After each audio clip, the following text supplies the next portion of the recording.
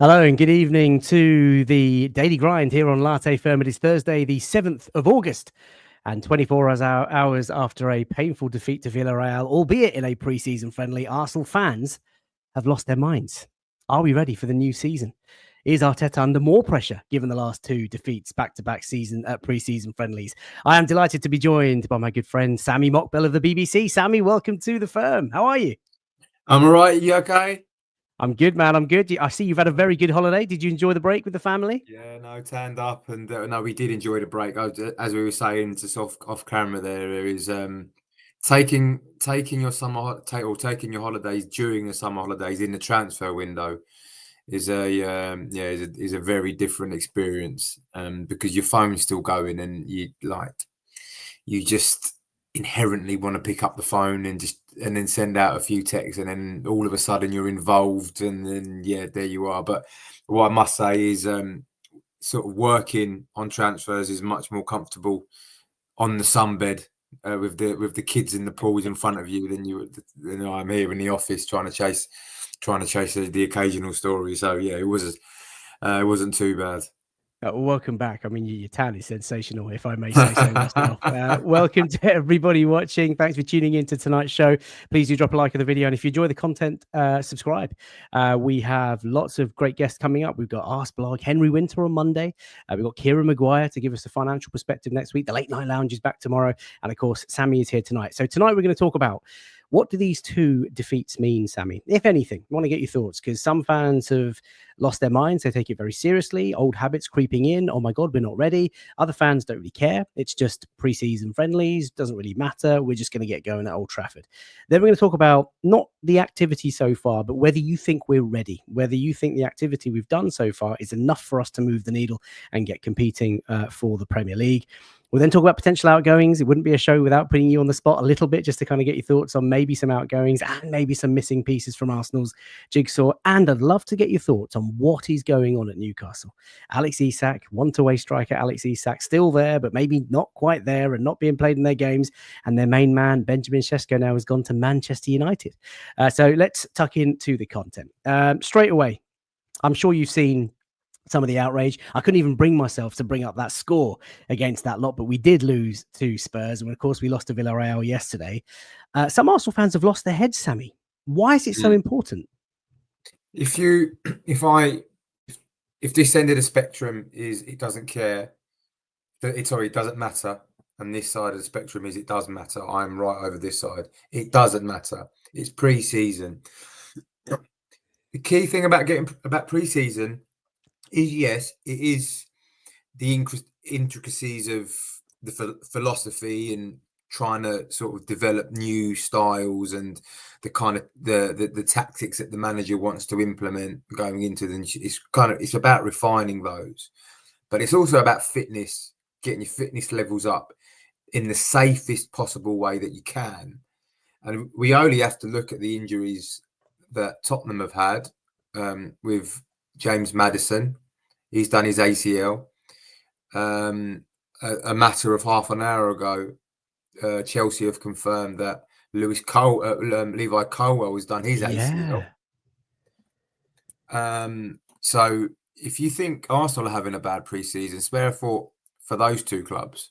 So that's what I mean. It's all about getting through the campaign unscathed. That's the priority.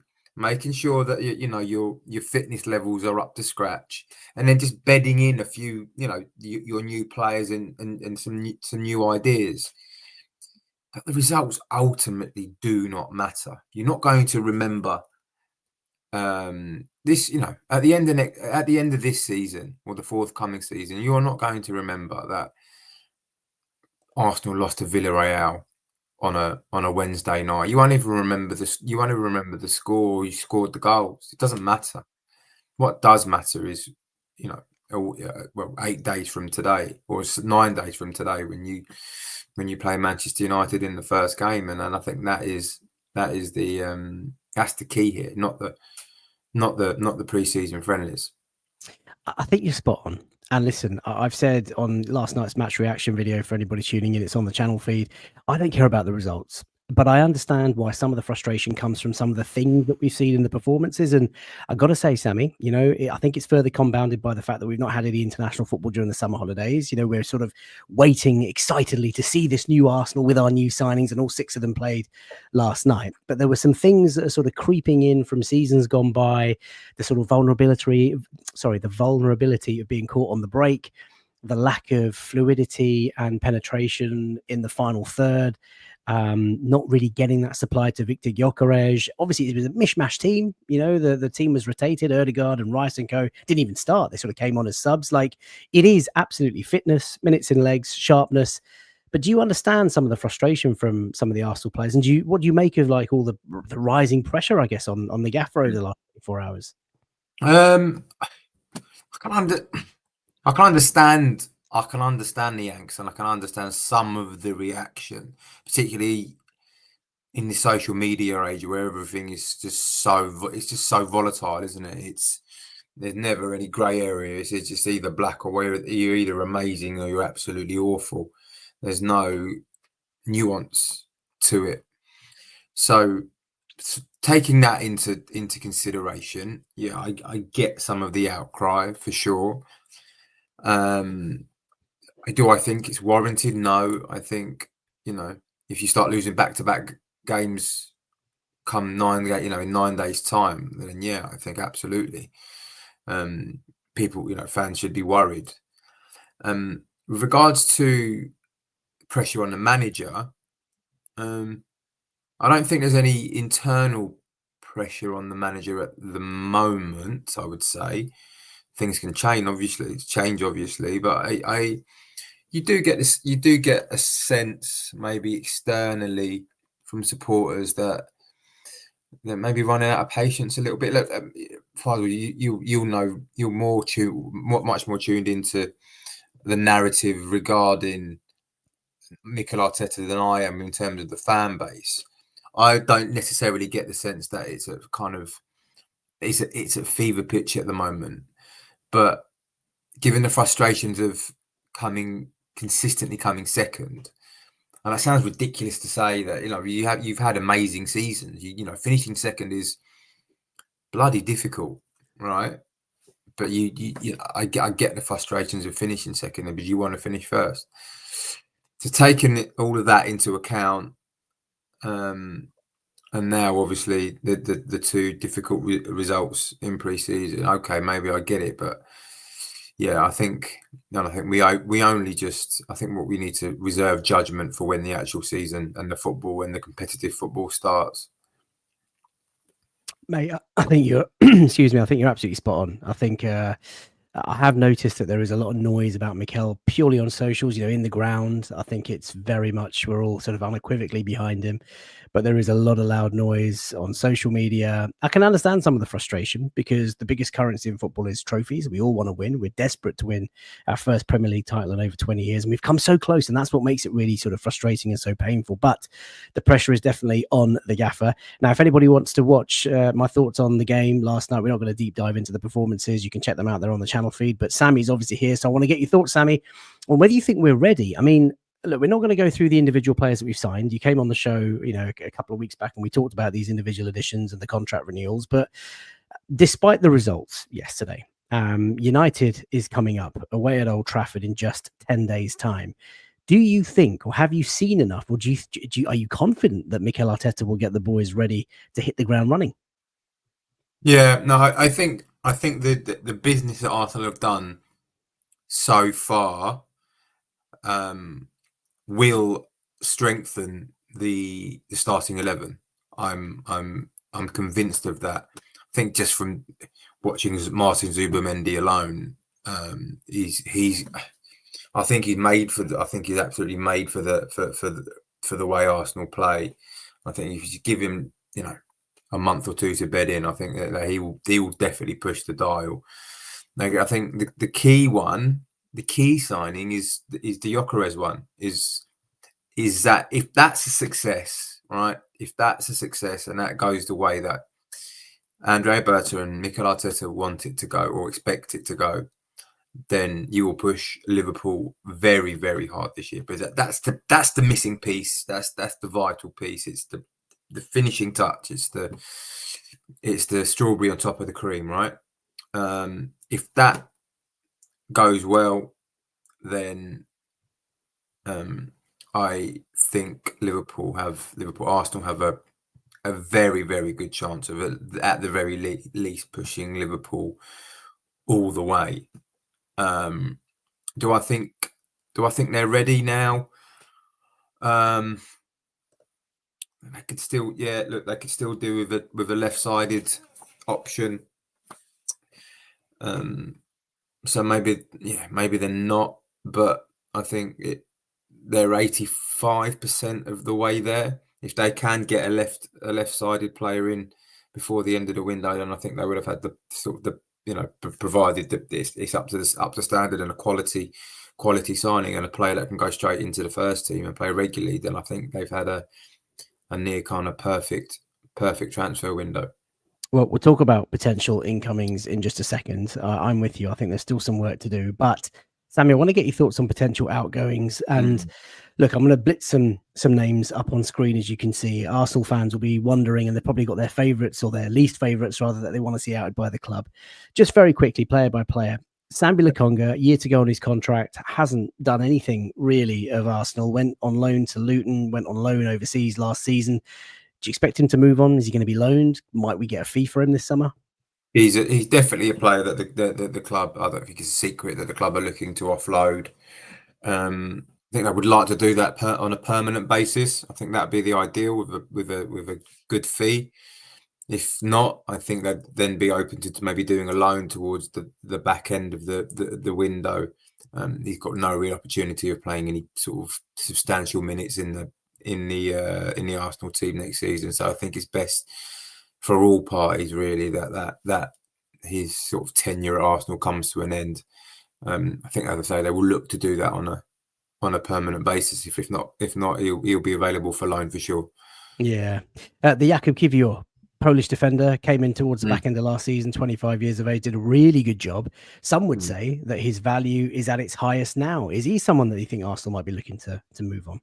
I think that you absolutely make the crucial point there that I don't think he is going to. I don't think Jakub Kiwior's value is going to increase any higher than it is now. But I think he proved a lot of doubters wrong. And if there is a fault with Arsenal's recruitment, it is the selling. It is being good sellers and knowing when to sell.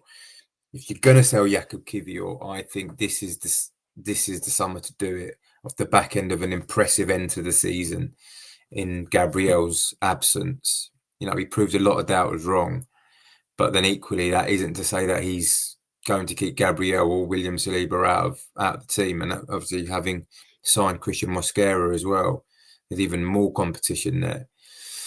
So, if there is an opportunity to sell him on a permanent basis and get good money for him, I think the timing would be right to maybe do that this summer. I bumped into Fabio Vieira last night at the game. Very, very kind enough to stop for a selfie with me. Obviously, he's been out of sight, out of mind at Arsenal. Overseas loan again last year. Looks like he's not going to get game time. Interestingly, D-Day Spring was asking, has Lokonga played in pre-season? Lokonga and Fabio Vieira were just doing drills after the game last night on their own with a separate coach. Looks like he's on his way out. What are you hearing? Yes. He's definitely a player that the club are listening to offers for, and will listen to offers too. Stuttgart are the club who are in talks with Arsenal at the moment. David Ornstein, the esteemed David Ornstein, broke that story last week, and that's been verified on my end as well. So that is correct, as it always is with David. And so that is a deal that is a deal that is being worked on at the moment, and I think he's a player who need, because he's a talented, he'd be a talented player in the right league.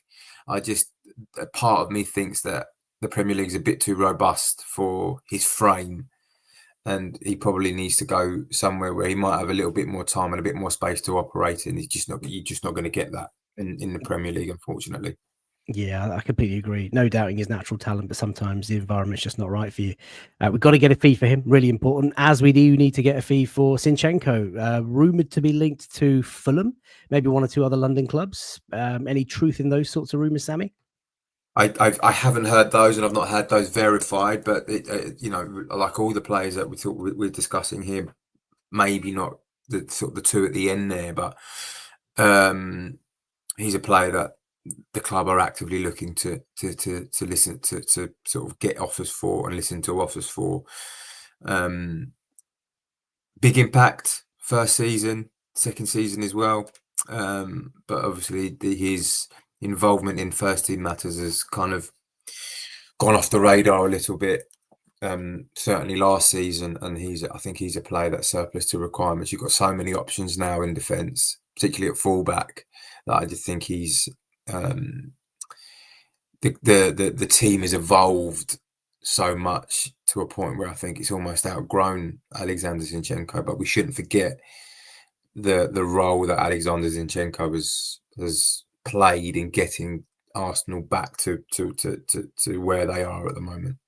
Yeah, I can't knock that. You can't knock a player for the service and the impact that he had when he arrived. Sadly, now surplus to requirements. He's on a hefty wage and is probably settled in London with his family. Going to be difficult to shift with a year to go on his contract. The bottom four are all forward, Sammy. Let's do them all in sort of one go. I guess, I mean, Leo Trossard is the one that's being linked with a move. Gabby Martinelli, some rumours from Saudi. Gabriel Jesus apparently being offered out by Andrea Berta, but of course he's still working on his recovery. Bumped into him last night as well. Then we just name drop. And Reece Nelson, who 12 Premier League starts last year for Fulham, hampered by injury. Could we really get a fee for any of these guys? Who do you fancy might move on before the window shuts? I think there's a chance that Leandro Trossard could go. And I'd never, at the start of the window, when I knew there were talks and positive talks over his contract, I thought that it was near nailed on that he would stay. But I think that situation in terms of his contract hasn't progressed at the rate that Arsenal had hoped. And while I think that a deal for that contract is there or thereabouts to be agreed, in principle, he has fallen short of signing it at the moment. So that's an interesting dynamic in itself, that it remains unsigned. So when I try and compute that, it suggests to me that he may be up for going. And also that maybe perhaps Arsenal would be willing to listen to offers for him. So that is certainly one to watch. I think that's one to watch. I don't want to be definitive here and say he's definitely going, because I don't know that to be the case. But from what I've heard over the past maybe 5 days to a week, I think there is a chance that Trossard goes. Reece Nelson, I think around sort of 3 weeks ago, I was able to break the story of Fulham's approach, which was it will be a loan initially, and I think what they're trying to work out at the moment is whether there is an obligation attached to that or just an option attached to that. So the conditions of what happens next season, I think that is still to be sorted out. I've seen when I initially did that story, and I actually broke that story, what I did notice on my sort of on below the line, and when I on my X feed, was a lot of complaints from Arsenal fans about, we need to be getting a fee for him. You know, we need to be getting at least 25-30 million pounds for Reece Nelson. He's that good. The guy's just come back of a hamstring. Like, he made 12 appearances last season, and his season was over with a hamstring injury. That isn't realistic. No club is going to spend 25-30 million pounds on a player who has just come back from a long-term hamstring injury. It just doesn't happen. So I think the best that Arsenal are going to be able to do is a loan with an obligation. But even that is probably going to be a stretch too far. So maybe a loan with an option might be the sort of the best opportunity that they've got to get him off the wage bill for the Yeah. season.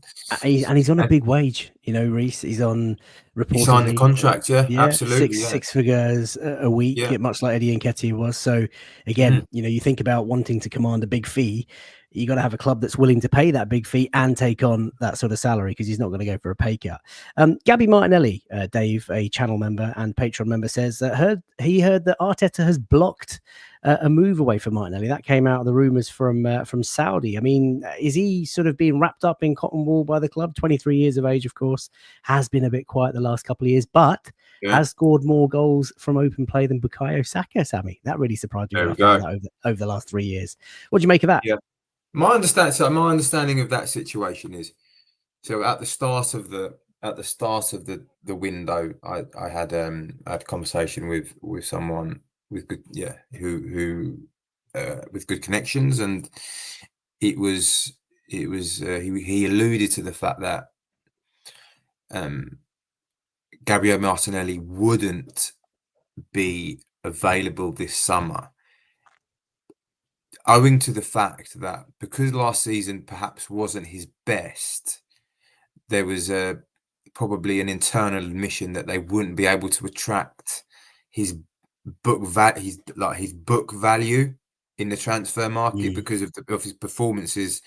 I don't know what that book value is, but there is a concern that they wouldn't attract those level of offers. So I think they might just.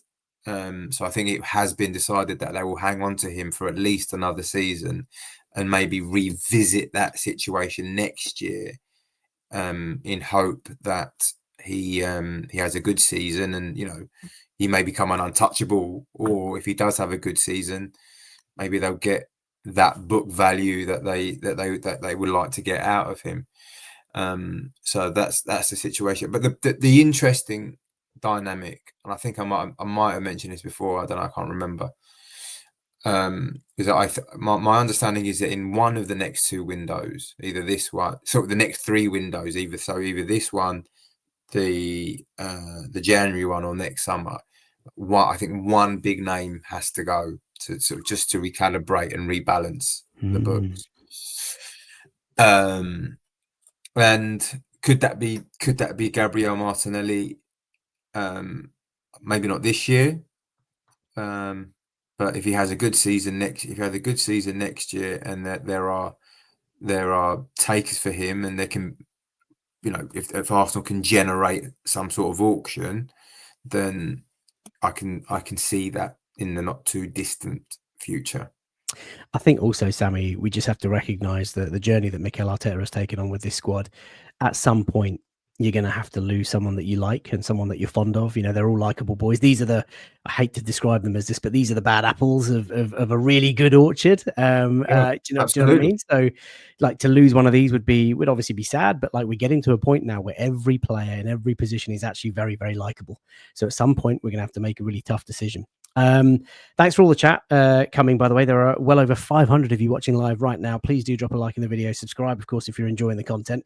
It wouldn't be a complete sort of transfer roundup without asking your opinion on these three, and there's a reason for each of them. First of all, Deb Kumar, thank you so much for your contribution to the channel. It's greatly appreciated. He says, Sammy, what's the latest on Eze? Will it happen? Come on, man, you've been following this throughout the summer. Give us some news. Do I think it's that's not a good start? Yeah, go on. Do I think it's going to happen? If I was a betting man, which I'm not, I would say I would err on the side of caution with that. I don't want to be definitive, because it will haunt me if I say no. But I think a lot of dominoes need to fall into place first before that deal can happen. Let me ask you differently, Sammy.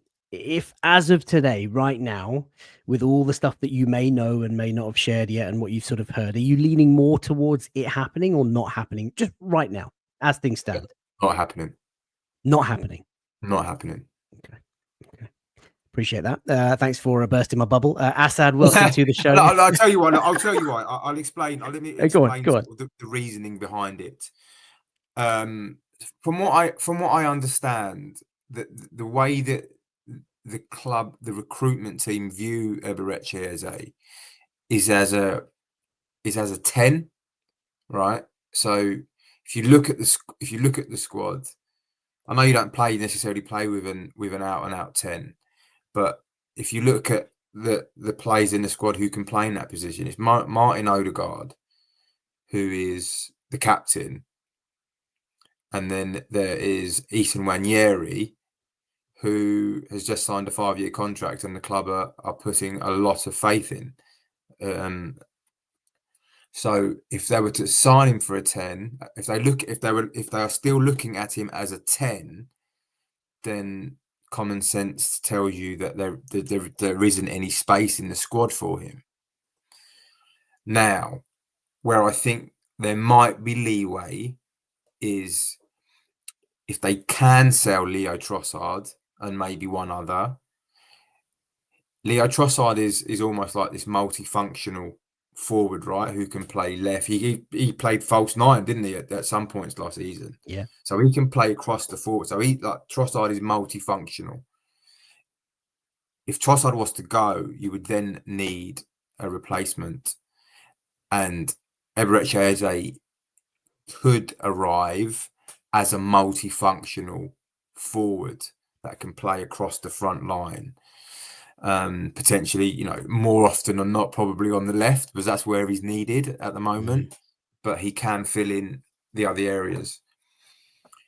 The issue with that is the cost, because it's going to be 60 million plus for Eberechi Eze, and that's quite a lot, including his work. This would probably be his last big contract as well. I know it sounds ridiculous to say, but he's 27.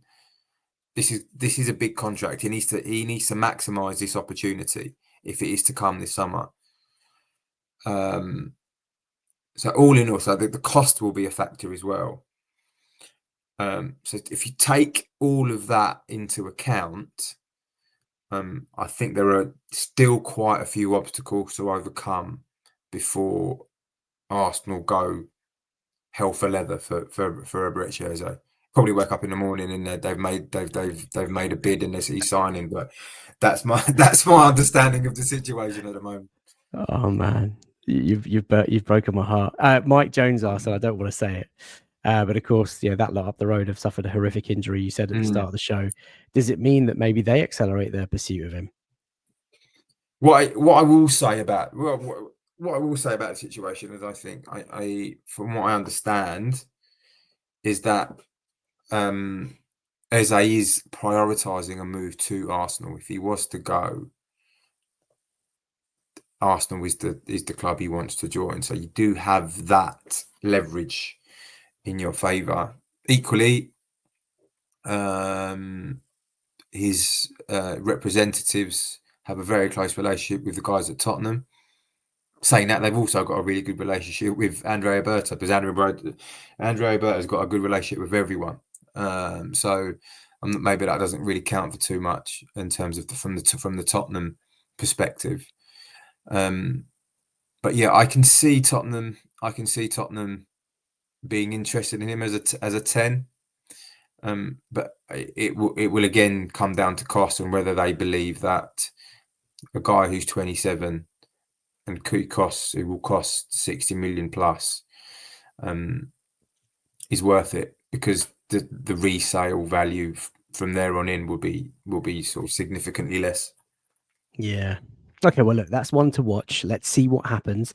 Let's do the next two. Gary Jacobs, one of your distinguished colleagues, I saw an article this morning saying that Arsenal would be exploring a potential loan move for Rodrigo, and David Ornstein has not really ever shied away from the Anthony Gordon story. His name keeps cropping up all over the Athletic with regards to a link. And Assad, thank you for your donation to the channel. It's greatly appreciated. I appreciate you so much. He says, Sammy, what does your gut say on one player that you think is defo coming in the next sort of 2-3 weeks? Just one name, but you don't need to explain, obviously, live on YouTube. I guess, look, these two, any truth, any hope? Could there be somebody else? In terms of Rodrigo, the interest is absolutely genuine. He would be these almost. I know you signed Gyökeres, but he would be the superstar signing. He would be the cherry on the cake, right? But the interest is absolutely there and it's authentic. But what will sort of the stumbling blocks towards that it will be the cost again. It will be the sort of the wages, which I think would be, from what I understand, you're looking upwards of 250k a week, if not more. So it's Wow. big money, from what I understand. And I think that the powers that be of Arsenal have crunched those numbers and probably rightly so been a bit more hesitant towards going hell for leather for him. But that's not to say that they're not interested in him, because they are. They do like him as a player, and they have explored the conditions of that deal. But I just think it may be a bit cash rich when you factor in the wages and if it is a permanent the permanent transfer. Now, if it is a loan, it would have to be a loan with some sort of obligation, because I don't see Arsenal have been down that route before with Ceballos and signing players and then them not staying, and it's just a stopgap. And Arsenal aren't a stopgap club. You're constantly building. And is Rodrigo going to want to leave Real Madrid on a loan? I'm not sure if he will. But it's definitely not a no. But I do think there's some big obstacles to overcome, certainly financially, to get that deal over the line. Anthony Gordon, I know we're going to get onto Isak, but if Isak goes to Liverpool, which I think has a very good chance of happening, from what I understand, No. then I just can't see. I can't see Newcastle sanctioning another one of their sort of crown jewels going. But if Isak ends up staying, just because I brought up on screen, look, United have gone for Šeško, it looks like that's going to go through. Unless Newcastle do something absolutely mind-baffingly stupid, like pumping up loads of money for Jackson or Ollie Watkins, or sheer desperation, which is entirely possible, maybe Isak stays and then Gordon becomes available. I don't know. I'm playing sort of, chess here. So with the Šeško situation, the common sense answer is that all bets are off now and Isak stays. That's the common sense scenario there. But I think too much water was passed under the bridge with this situation. The season starts in a week's time, and he's not training with the first team, and he hasn't trained for the first team for around whatever it is, 2 weeks. I just don't see that. I just don't see a comeback from that situation. Look, he will either end up leaving to Liverpool, or they will somehow convince him to sign a new contract with some sort of a release clause, and he'll get a massive pay rise for a year before going next year. Yeah. But the situation that they're in at the moment, it's unsustainable, and if it stays this way, that they will have no option. Like they will just have to sell him. And I think the machinations of them trying to get, I know they've lost out on Šeško now, but they've turned their attentions now to, probably Ollie Watkins, maybe Nicholas Jackson. The other name that I've heard for them is Samu from Porto.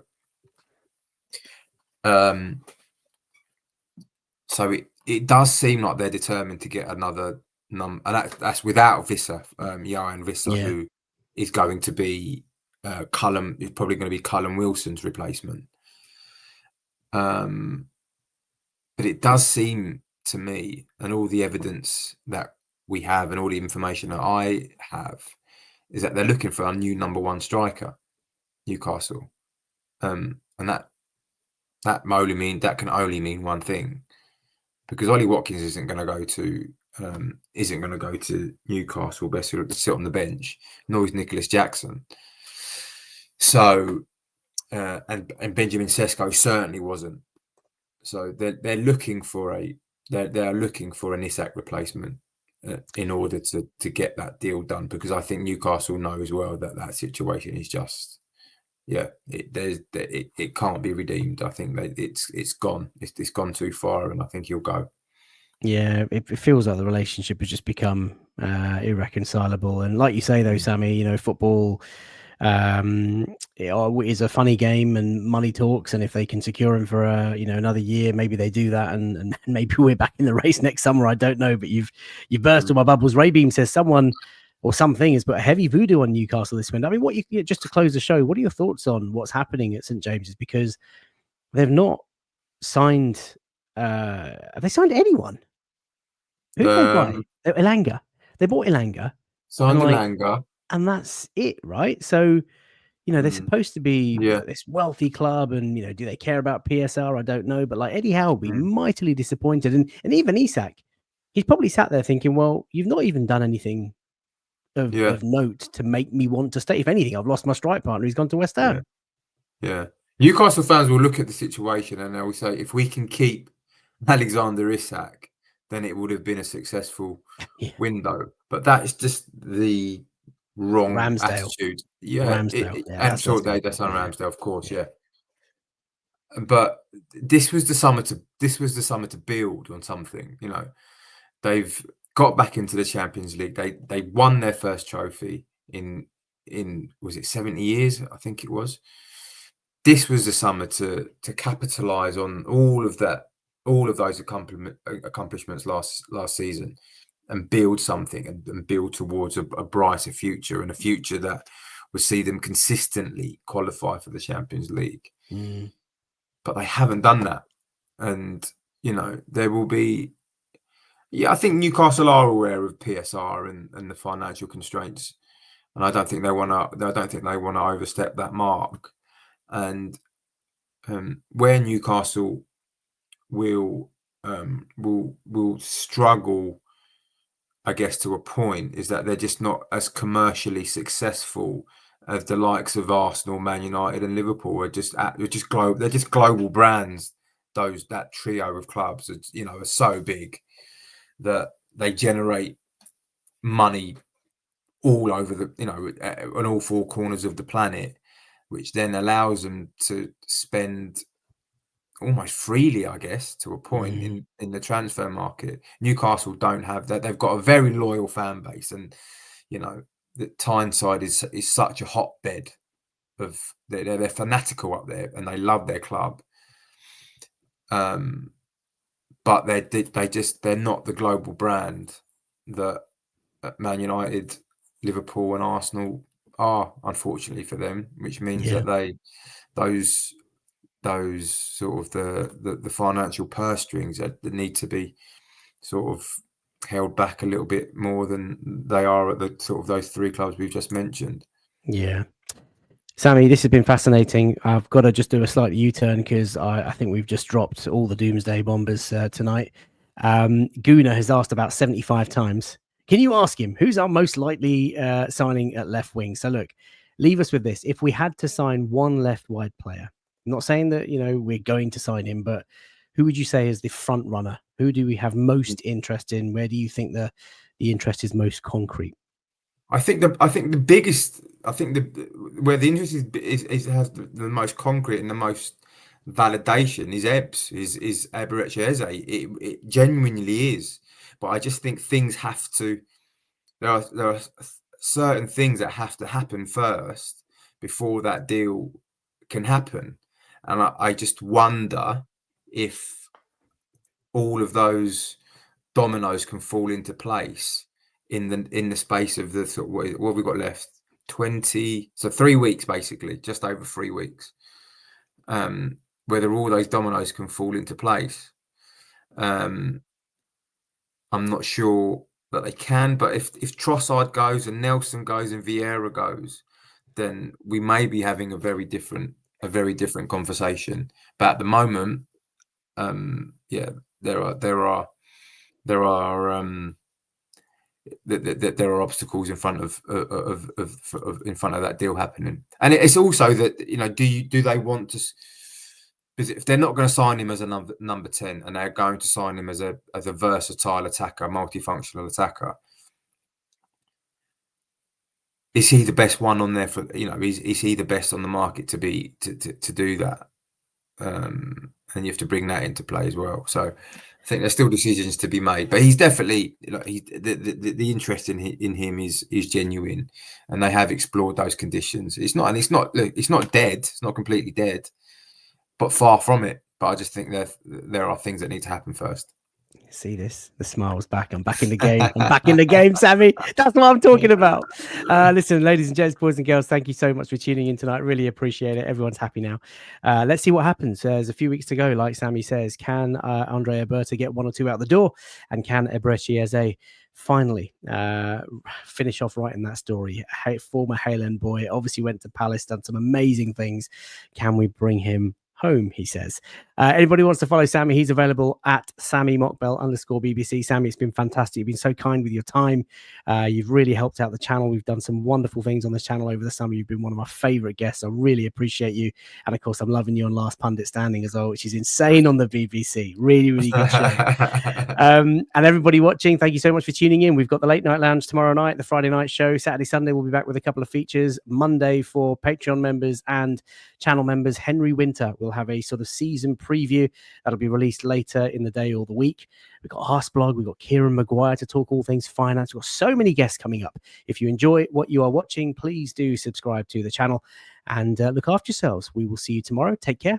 Bye for now.